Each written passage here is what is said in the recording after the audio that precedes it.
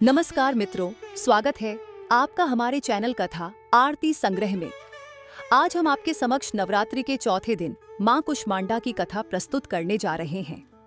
धार्मिक मान्यताओं के अनुसार नवरात्रि के चौथे दिन मां कुष्मांडा की पूजा की जाती है।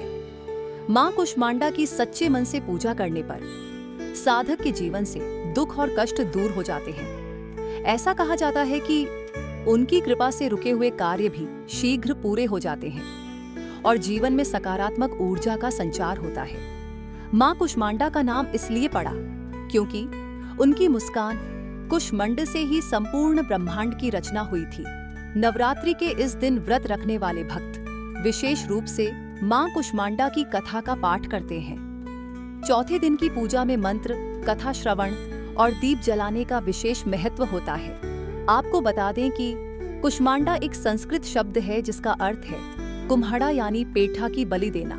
वहीं कुष्मांडा माता की पूजा करने से भक्तों के कष्ट, रोग, शोक, संतापों का नाश होता है। वहीं माता कुष्मांडा की पूजा करते समय इस व्रत कथा का पाठ जरूरी है, वरना पूजा अधूरी मानी जाती है। आइए जानते हैं इस व्रत कथा के बारे में। मां कुष्मांडा व्रत कथा। नवरात्रि के चतुर्थ दिन मां कुष्मांडा जी की पूजा की जाती है। ये शक्ति का चौथा स्वरूप है जिन्हें सूर्य के समान तेजस्वी माना गया है। मां के स्वरूप की व्याख्या कुछ इस प्रकार है। देवी कुष्मांडा व उनकी 8 भुजाएं हमें कर्मयोगी जीवन अपनाकर तेज अर्जित करने की प्रेरणा देती हैं। उनकी मधुर मुस्कान हमारी जीवनी शक्ति का संवर्धन करते हुए हमें हंसते हुए कठिन से कठिन मार्ग पर चलकर सफलता पाने को प्रेरित करती है। भगवती दुर्गा के चौथे स्वरूप का नाम कूष्मांडा है। अपनी मंद हंसी द्वारा अंड अर्थात ब्रह्मांड को उत्पन्न करने के कारण इन्हें कूष्मांडा देवी के नाम से अभिहित किया गया है। जब सृष्टि का अस्तित्व नहीं था, चारों ओर अंधकार ही अंधकार परिव्याप्त था, तब इन्हीं देवी ने अपने ईशत हास्य से ब्रह्मांड की रचना की थी।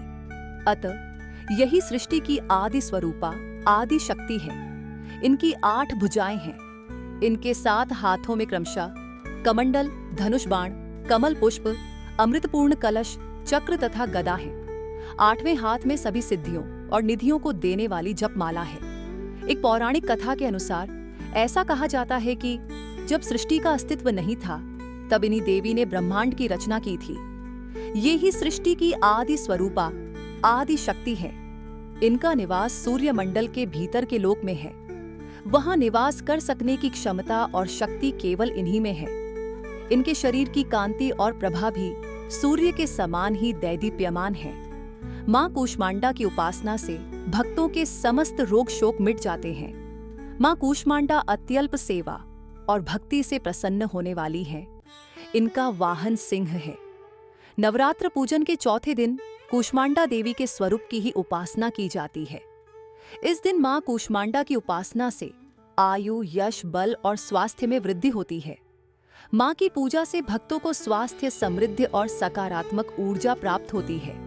वे रोग, दुख और नकारात्मकता को दूर करती हैं। माना जाता है कि मां की कृपा से सूर्य चक्र सक्रिय होता है, जो शरीर और मन को ऊर्जावान बनाता है। नवरात्रि के चौथे दिन मां कुष्मांडा की पूजा करें। प्रातः स्नान कर मां की मूर्ति या चित्र स्थापित करें। मां को पीले या लाल फूल, कुमकुम, चंदन और मालपुए का भोग अर्पित करें।